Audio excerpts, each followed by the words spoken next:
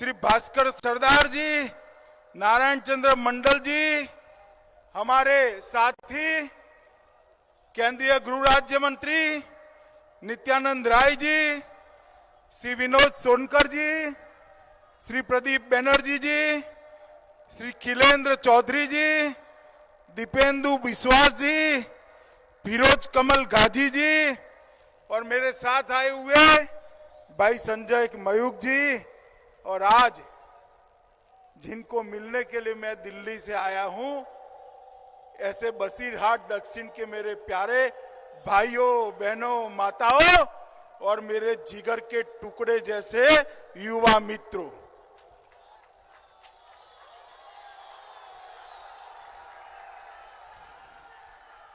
सबसे पहले तो 14 अप्रैल को बंगाल का जो नव वर्ष शुरू होता है, इसकी मैं आप सभी को बहुत बहुत ढेर ढेर शुभकामनाएं देता हूं।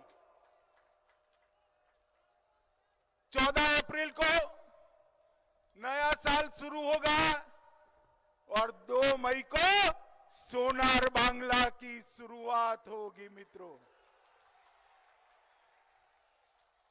ये भूमि वीर राजा प्रतापादित्य की भूमि है, जिन्होंने ये बंगाल की भूमि को सालों तक मुगलों से दूर रखने का काम किया था और बहादुरी के साथ पूरे बंगाल पर राज करने का काम किया था। बसीरहाट में जन्मे बंगाल के महान लेखक विभूति भूषण बंदोपाध्याय जी को भी मैं प्रणाम कर मेरी बात की शुरुआत करना चाहता हूं। मित्रों, अभी दीदी बौखलाई हुई, हर रोज एक ही बात करती है, अमित शाह इस्तीफा दे, अमित शाह इस्तीफा दे, अमित शाह इस्तीफा दे। दीदी, जब जनता मुझे कहेगी तब तो मैं इस्तीफा दे दूंगा, मगर आप तैयार रखो, 2 मई को आपको जरूर देना पड़ जाएगा। अगर इस देश की, ये बंगाल की जनता मुझे कहेगी तो मैं नतमस्तक के साथ इस्तीफा देने को तैयार हूं, मगर आप, बंगाल की जनता आपको 2 मई को राज्यपाल महोदय के वहां इस्तीफा देने के लिए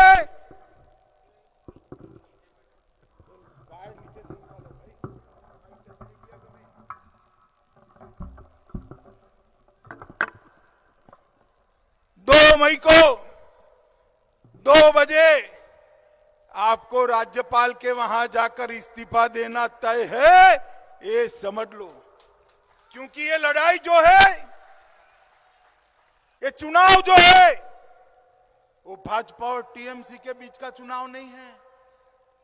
बंगाल की माताएं बहनें, महिला शक्ति और तृणमूल कांग्रेस के बीच में चुनाव है। बंगाल की युवा शक्ति आपके सामने लड़ रही है, बंगाल का व्यापारी आपके सामने लड़ रहा है, बंगाल का गरीब आपके सामने लड़ रहा है, बंगाल का किसान आपके सामने लड़ रहा है और बंगाल की आम जनता दीदी आपको विदाई करने के लिए तैयार बैठी है। मित्रों, दीदी की विदाई तो निश्चित है, मगर मैं आप सबको एक अपील करने आया हूं। मेरी बात ध्यान से सुनना, मेरी विनती है आपको। दीदी बहुत बड़ी नेत्री है, 10 साल तक बंगाल पर राज किया है, देश भर में दीदी को सब जानते हैं। अब उनकी जो विदाई है वो छोटी मोटी अच्छी लगेगी क्या? अच्छी लगेगी क्या? जरा जोर से बोलो, अच्छी लगेगी? ये माताएं बहनें बैठी अच्छी लगेगी?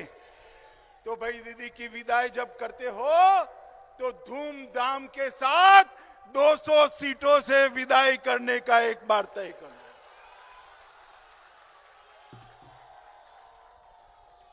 अब 199 सीटें तो पक्की है, ये बसीरहाट दक्षिण जोड़ दोगे क्या इसमें? जोर से बोलो, जोड़ दोगे? आइए हमारे प्रत्याशी आ गए, आइए भैया, ताली बजाइए सब लोग। हमारे प्रत्याशियों को सभी के सभी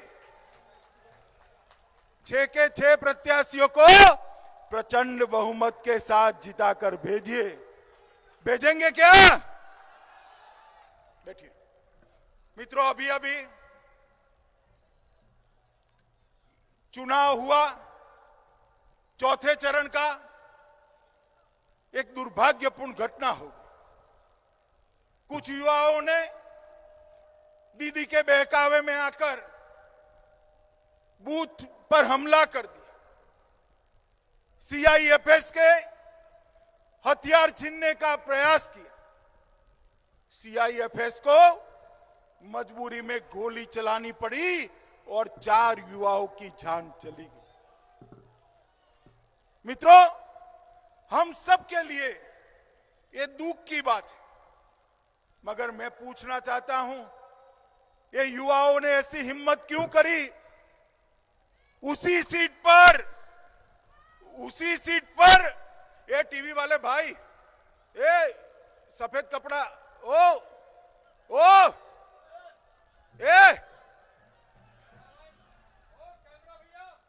इस ओर कर दो कैमरा इस ओर कर दो, तुम इस ओर कर दो। कुछ ही दिन पहले उसी सीट पर ममता दीदी की मीटिंग थी। उसने ऐलान किया, सरेआम माइक में ऐलान किया कि युवाओं, महिलाओं आगे आओ, सीएपीएफ को घेर लो, उन पर हमला करो। और दीदी आप तो कहकर चली गई व्हीलचेयर में बैठकर, मगर आपके कारण वो 4 युवा की मृत्यु हो गई, 4 युवा की मृत्यु हो गई। और मित्रों, उसी विधानसभा में उसी दिन सुबह भारतीय जनता पार्टी के एक कार्यकर्ता की मृत्यु हो गई। तृणमूल कांग्रेस के गुंडों ने दिन दहाड़े सुबह 7:30 बजे गोली मारकर हत्या कर दी। दीदी, आप ये 4 लोगों के लिए तो आंसू बहाती हैं, हाय तौबा करती हैं, कार्यक्रम छोड़कर वहां जाने की बात करती हैं, मगर मैं उनको पूछना चाहता हूं कि 5वां जो कार्यकर्ता मर गया भारतीय जनता पार्टी का, इसके लिए आपकी कोई जिम्मेदारी नहीं है क्या? भाइयों बहनों, इसके लिए भी दीदी के आंसू बहने चाहिए या नहीं बहने चाहिए?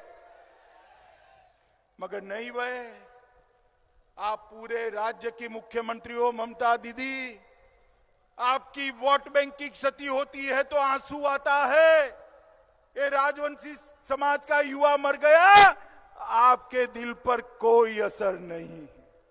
मित्रों, इस प्रकार से वोट बैंक और तुष्टीकरण की जो राजनीति करते हैं, उनको ज्यादा समय राज करने का अधिकार नहीं है। मित्रों, आज मैं यहां आया हूं, तब अभी थोड़े दिन पहले तृणमूल कांग्रेस की एक नेत्री ने बयान दिया कि ये दलित समाज के लोग, दलित समाज के भाई बहन स्वभाव से भिक्षा मांगने वाले होते। अरे दीदी, ये क्या कह रहे हैं आपके लोग? ये मतवा समाज, नामशूद्र समाज, ये राजवंशी समाज, गौरव के साथ जो लोग रह रहे हैं, आप उनको भिखारी कह रही हो, इनका अपमान कर रही हो। अगर दीदी जरा भी शर्म बची है तो वो आपकी नेत्री को आज ही आप बेदखल कर दो, मगर आप नहीं कर पाओगे। और इसलिए मैं आज यहां आया हूं दीदी को कहने के लिए, दीदी आप विरोध करती हो सीए का, क्योंकि नामशूद्र समाज, मतवा समाज और शरणार्थियों को नागरिकता मिलने वाली है। मुझे बताओ भाइयों बहनों, माताओं, युवाओं, ये शरणार्थी जो आए हैं उनको नागरिक, ये शरणार्थी जो आए हैं उनको नागरिकता मिलनी चाहिए या नहीं मिलनी चाहिए? जोर से बोलिए, मिलनी चाहिए या नहीं मिलनी चाहिए? मुझे मालूम ही नहीं पड़ता ये दीदी को क्या तकलीफ है। हमारे बंगाली भाई, नाम शूद्र समाज के, मतवा समाज के, अन्य समाजों के जो यहां आए हैं, शरणार्थी बनकर आए हैं, 70 साल से रह रहे हैं, उनको नागरिकता मिले, उसमें आपको क्या तकलीफ है दीदी? उनको तकलीफ है कि वो घुसपैठिए नाराज हो जाएंगे। मुझे बताओ भाई, 24 परगना वालों, घुसपैठिए बंगाल में रहने चाहिए क्या? जोर से बोलिए, रहने चाहिए? परेशानी होती है या नहीं होती है? दंगा करते हैं या नहीं करते हैं? मित्रों, आप मुझे बताओ, एक कांग्रेस, कम्युनिस्ट और दीदी घुसपैठियों को रोक सकते हैं क्या? ऐसे बोलोगे क्या? रोक सकते हैं क्या? कौन रोक सकता है? बीजेपी ही रोक सकती है। मित्रों, आप एक बार यहां भाजपा की सरकार बना दो, घुसपैठिया छोड़ो, परिंदा भी पैर न मार पाए, इस तरह की रचना हम कर देंगे। मित्रों, हमने तय किया है कि हमारी सरकार बनते ही सीए के खिलाफ जो प्रस्ताव दीदी ने किया था उसको हम वापस लेंगे। शरणार्थियों को उनके तहत मुख्यमंत्री शरणार्थी कल्याण योजना चालू करेंगे। उनको सालाना 10,000 रुपये की सहायता करेंगे। और जो किसान हैं उनको एक साथ दीदी ने रोका हुआ 18,000 रुपया जो मोदी जी ने भेजा है, सारे किसान को एक ही सप्ताह में उनके बैंक अकाउंट में डालकर 18,000 रुपया हर किसान के खाते में डालने का काम ये भारतीय जनता। मित्रों, हर बच्ची केजी से पीजी तक उसकी शिक्षा फ्री ऑफ कॉस्ट कर दी जाएगी। हर बच्ची को मुफ्त में पढ़ाएगी बंगाल भाजपा की सरकार। और ये माताएं बहनें बैठी है ना, अभी आप बस में या ट्रेन में जाती है तो टिकट लेना पड़ता है या नहीं लेना पड़ता है? लेना पड़ता है ना। अब दीदी को विदाई कर दो, 3 मई से टिकट नहीं लेना है, आपकी सारी यात्रा फ्री कर दी जाएगी। बंगाल का हर गरीब जिसको 5 लाख रुपए का स्वास्थ्य का खर्चा नरेंद्र मोदी जी देने वाले हैं, वो दीदी रोक कर बैठी है। दीदी के जाते ही हर गरीब को 5 लाख तक का स्वास्थ्य का सारा खर्चा ये भारतीय जनता पार्टी की सरकार देगी। मित्रों, हम इंफ्रास्ट्रक्चर के लिए भी ढेर सारा काम करने वाले हैं। 10,000 करोड़ की लागत से हर गरीब के घर में शुद्ध पीने का पानी पहुंचाएंगे। अभी मित्रों, दीदी के राज में 3 कानून चल रहे हैं। एक कानून है भतीजे के लिए, जिसमें कोई सजा का प्रावधान नहीं। दूसरा कानून है घुसपैठियों के लिए, जिसका भी कोई सजा का प्रावधान नहीं है। और तीसरा कानून हम जैसे आम लोगों के लिए है, जिसके लिए सारी सजाएं बनी। मैं आपको विश्वास दिलाता हूं, ये जिन्होंने भी राजनीतिक हत्याएं की, बुलबुल का पैसा खाया है, अम्फाम का पैसा खाया है, गरीबों के चावल बेच खाए हैं, भाजपा की सरकार आने दो, सबको जेल की सलाखों के पीछे डालने का काम ये भारतीय जनता पार्टी की सरकार करने वाली। मित्रों, ये घुसपैठ जो है वो नहीं रोकेंगे तो मेरे युवाओं की रोजगारी घुसपैठिए ले जा रहे, गरीब का चावल घुसपैठिए ले जा रहे, दंगों का काम घुसपैठिए करते हैं। मैं आपको कहना चाहता हूं, बहुत सहन कर लिया, अब इस बार घुसपैठियों को निकालने के लिए वोटिंग हो। 2 तारीख को 24 परगना जिला दोनों एक मुश्त कमल के निशान पर बटन दबाकर घुसपैठियों को निकालने के लिए वोट दबाएं। मित्रों, बटन तो आप इतनी जोर से दबाना कि बटन आप मतदान मथक में दबाओ मगर करंट दीदी को अपने घर में लगे। लगेगा करंट? लगेगा क्या?